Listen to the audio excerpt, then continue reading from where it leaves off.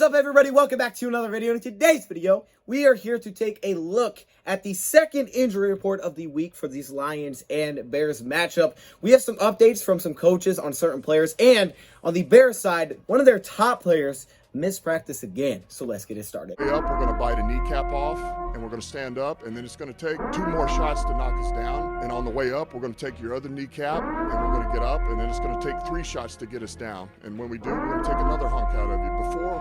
Before long, we're going to be the last one standing. Welcome, everybody, to another video. Glad you guys are here. I'm excited to be back because it is now Thursday. Football is back. Week 4 is underway tonight, man. Who you got? What is it, Bengals? I don't remember who the other team is. Jacksonville at Bengals tonight. Okay, I think that's going to be pretty cool. So we'll get to see some of the Jacksonville Trevor Lawrence. I haven't watched him at all this season, so that'll be kind of cool. And then the Bengals side, Joe Burrow, they just beat the Steelers. So who you got tonight? Let me know down in the comments below. But we're going to dive into this injury report. We have some news as we go along like we did yesterday. So let's just hop right into it. Before we get it started, I do want to let you guys know that tonight we will be live once again on this channel for Last Second Dose. And tonight we're going to have a pretty special guest on with us. So I'm going to be announcing the winner of the 2 Cincinnati Bengals tickets. 2 tickets to that Bengals game. I'll be announcing the winner in tonight's stream. So make sure you tune in.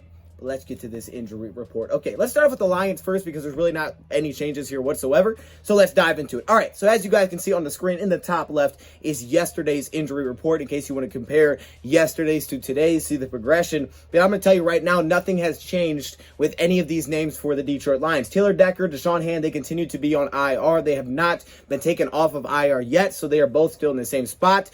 Jayshon Cornell, who returned to practice yesterday, did practice again. He did not show up on the injury report, so that is good news. We just haven't got any updates about Jayshon Cornell. Trey Flowers continues with no participation. Back-to-back days of no participation. Did not practice at all last week, and he didn't play last week. In his place, Charles Harris, who today, Aaron Glenn brought up specifically Charles Harris. He said, I got a little soft spot for Charles Harris because Harris, he knows how high he was drafted. Obviously, he bounced around, didn't really work out. This is a first-round pick, first-round pass rusher out of Missouri that landed with Miami Dolphins, spent time with the Falcons, and now here he is with the Lions. And according to Aaron Glenn, that's the guy that stuck out to him in that game against the Ravens. We know how much of an athlete he is, but it seems like he's putting it together. And how again are we talking about this guy, Todd Wash? He's done this. Everywhere he's been, he gets the best out of his guys, man. Everywhere he's been this past, and now we're seeing it here.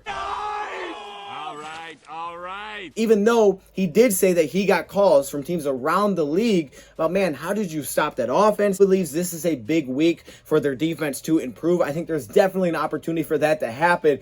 And I think there's an opportunity to get after this quarterback with the tackle position being a little bit like this. And what we saw out of our pass rushers against the Baltimore Ravens was like, oh, snap, this is what they can be. This is really what they can be. In particular, Charles Harris, who Aaron Glenn is talking about, who took the place of Trey Flowers in that game, and he played pretty darn well, okay? Made some plays against the run, but, man, his pass rushing was outstanding. I'm watching this guy throw so many different moves. His bull rush showed the bull rush, that spin move that he was iconic, known for coming out of the draft. That spin move, oh, it was so crisp when he would throw it. He also had some of the rip throughs. I mean, he had some nice pass rush moves on display against the Ravens. He threw a lot of things at him, and he got some pressure, 6 on his own. So that was really cool, and that's the guy that stuck out to Aaron Glenn. And then, of course, you got some Julian Okwara, who played 10 snaps. It was the most snaps that he's played this season. In the last game, he only played 4 against Green Bay.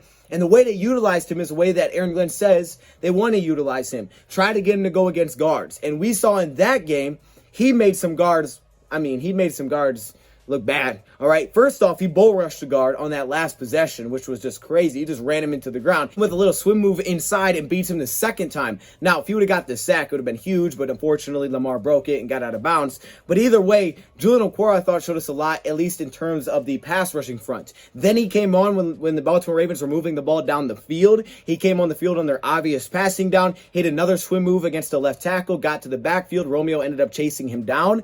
But man, he is quick, and we got to only really see him on those downs. But the more opportunities we can get for 3rd and longs, the more we're going to get to see Julian Okwara, I think, going forward, or more obvious passing downs, and we're going to get some havoc wreck. We may even get that Romeo-Julian sack at the same time that we're all kind of waiting for. So I'm definitely optimistic about where this outside linebacker position is at, even without Trey Flowers. You know, he's consistent. You kind of know what you're going to get. He's a really good run defender, but I do like what I see out of those two. Austin Bryant, I don't think he showed me as much as a pass rusher, even though he did have that one finish, so I got to give him that. But they used him a little bit more as a run defender, it looked like, it mixed him in as well. So, look, the Lions got talent there. They do. And without Trey, they just activate all 4 of those guys. So, we'll see how this goes. If it does improve by tomorrow, there's a shot that he does play because, like a guy on the Bears side that we're going to get to, there's no guarantee that he's out just because he didn't practice the first 2 days. Now, next up, Michael Brockers, Romeo, these guys stayed the same. It's been like this for weeks now. Limited participation, shoulder injury, so they're still practicing. And the same thing for Swift. Lions coaching staff has talked about DeAndre Swift a few times, and I think it was Anthony Lynn today that brought this up, and we'll talk about him in a second a little bit more. I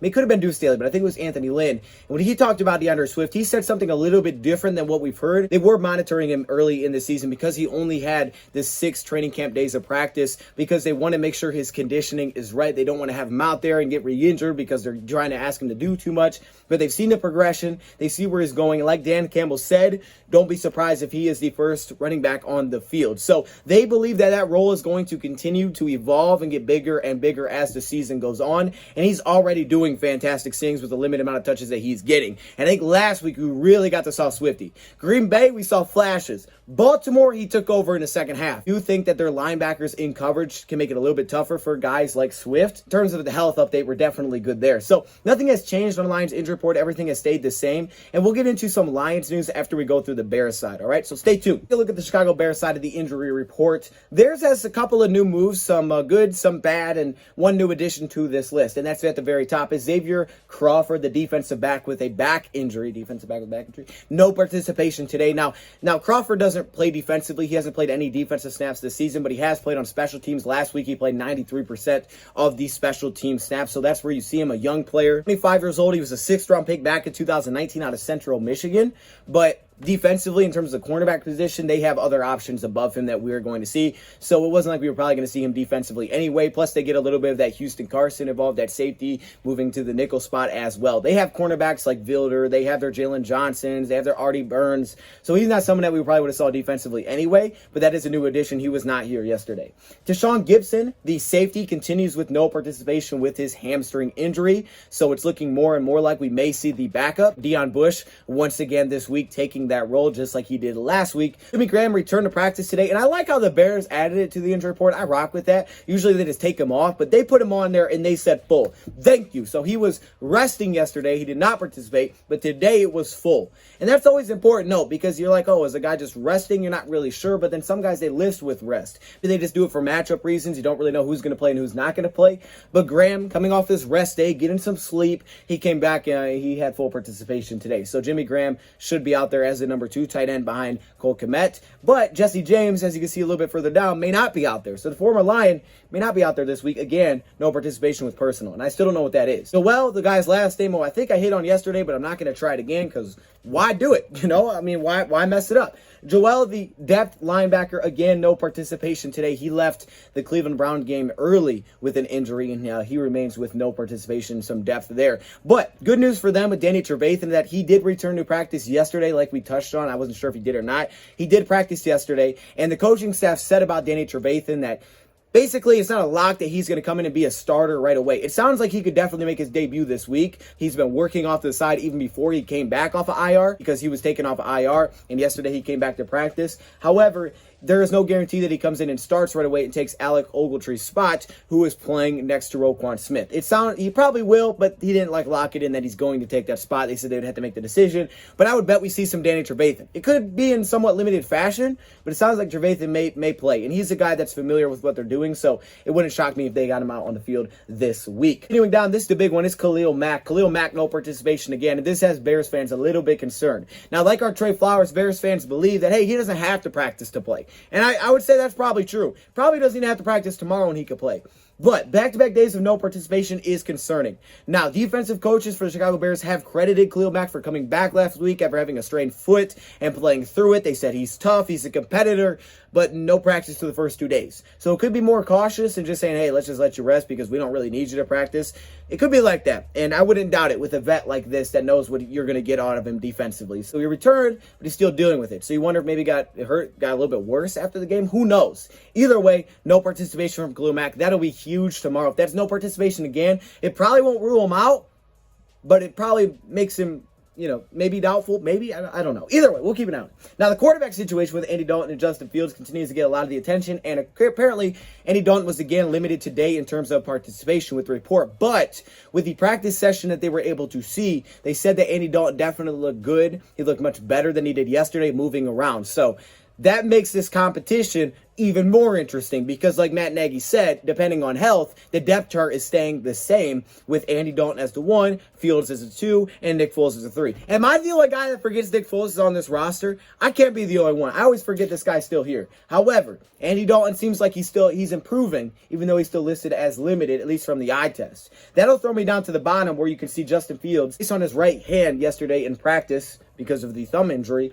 He did have full participation again. I don't know if today he wore the brace again, but I know he did yesterday. Either way, went through all the drills with the team. So I think that's heating up. And I actually think Friday, if it comes to the fact where we're listing a guy like Andy Dalton as full participation and he looks good, like I said, I think if Dalton is healthy and they're comfortable with him, I think he is the starter in Sunday's game. And that's what the Lions are kind of expecting as well. They expect to see Fields also on the field, but they're expecting and planning for Andy Dalton to be the starter. I mean, they're planning for all of it, but they're expecting Dalton to be the number 1 if the health is fine. Goff was kind of asked about the young quarterbacks coming into the league, the Justin Fields, a different sport. He said most players, when they come out as quarterbacks, like, you can learn a lot from sitting. He said, I benefited from sitting. He said, I'm sure Aaron Rodgers benefited from sitting. All the guys that got to sit and watch, he said, I benefited from that, and I learned a lot from that. At the same time, though, you're just not really ready until you get out there and you make those mistakes. And Glenn also talked about the scheme of this because Dan Campbell brought it up, and he's like, I think schematically things are going to be pretty much the same offensively for the Bears. One guy is just a little bit faster than the other. So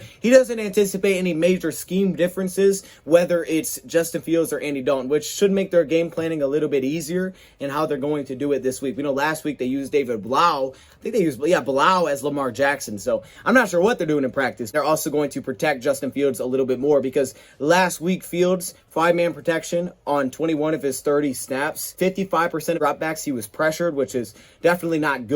And on those pressures, he was 3 of 7 when passing the ball for 31 yards. He also had 9 sacks. So they are looking to protect him a little bit more. The offensive coordinator, Laser, said, I wish I could go back to the game to use more tight ends, moving the pocket, different things. So we may see a little bit of adjustments from this offense this week. Definitely wouldn't shock me that the Bears tried to do some different things to protect their quarterback, especially if our defensive line is getting after it like it did against the Ravens. But you got to stop that run first. That's where it starts. Stop the run, and hopefully get ourselves into some of those spots because I think we can win a lot of those battles and make whoever is the quarterback uncomfortable and hopefully make some plays defensively because that would be great. Let's build on this. Let's have another great showing. In between that, you can see Eddie Goldman. This is a big one. This one has Bears fans excited. Full participation from the nose tackle. Has not played at all this season. This is a really good player on a defensive front that's really good. And as Anthony Lynn said, this may be the best defensive front that we've not only played so far, but that we'll play this year. And that's saying a lot considering you played the 49ers, who had a really good defensive front, even though they were missing a few pieces. The Ravens were missing pieces, so I can understand why he didn't say that, but they still got after us. I mean, let's be real. They got after us,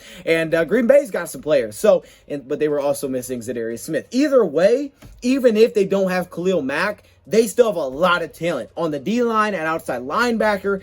In his place, we've seen Trevis Gibson role go way up with Khalil Mack out. He only had 5 tackles last season, but he did serve a little bit of an impact against the Browns without Khalil Mack. He had 1 pass breakup, unblocked off the edge. He also had a run stop. So this could be the chance for him to start getting involved because it's really tough when you have a guy like Robert Quinn and Khalil Mack on the other side. That duo has created 17 pressures in the 3 games so far this season, and that comes with both of them. Well, Khalil Mack missing some time. He moved to that position from Tulsa to the outside, so he really just had the offseason to work on it, and in the preseason, he played really well. So this is a guy that, wouldn't shock me if he could make some flash plays and might start getting some more snaps. Gibson could see some more snaps. We've also seen Jeremiah get snaps through the first 3 games, so he's another one of those guys, more of a vet, 28-year-old, has 2 pressures so far this season. So it's definitely a downgrade without Khalil Mack, but man, that front's good, especially if you put Danny Trevathan back in the mix with Roquan Smith, the defensive line, Eddie Goldman back in there. They have the nickels as a backup. You get your outside linebackers, even without Khalil Mack, Robert Quinn on one side, who's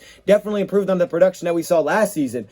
they got dudes up there. They got dudes. And Eddie Goldman will be huge. Back-to-back days of practicing. Yesterday limited to now full participation. Looks like he might play this weekend. That wraps us up with Darnell Mooney, the receiver, who had a limited participation once again, but he should be playing this week. So those are your updates for both sides in terms of the injury report. Now I want to get into some of the news for both sides because we do have a few talking points I think we should dive into. Let's start off with the Lions first because we have some news here, and this comes with Anthony Lynn. We brought it up yesterday that USC and the talk that they've had, and apparently Anthony Lynn would have been interested if he was offered to become the head coach of the USC Trojans, the college football team that fired their head coach 2 games into the season.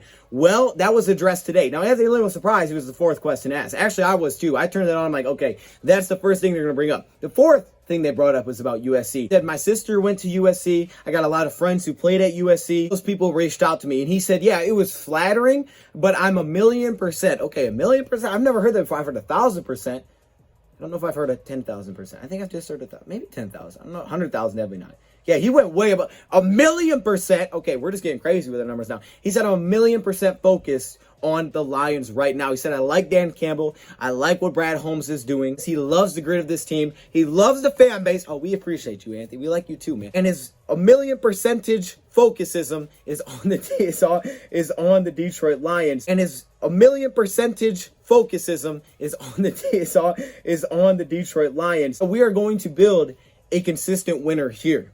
That's where his focus is right now. So he was flattered, but he also said that it was basically just friends and family that kind of reached out to him. The report was the USC boosters. He said, I've had no talks with the school at all. He's completely focused on the Lions right now. Kind of shut that down today, which was nice. And, you know, we knew it was going to come up. This is a guy that decided to coach this year. He was going to take the year off because Dan Campbell reached out to him. And he was like, okay, let's do this. So I thought I would just point that out. Staley did talk about the running back battle because, of course, we haven't seen Jamar Jefferson this season. We've just seen Jamal under Swift, which is a good thing because it means they're both healthy enough to do that. But he did say with Jamar, he's like, I kind of want him a little angry. I want him at my office. I want him angry that he's not getting playing time.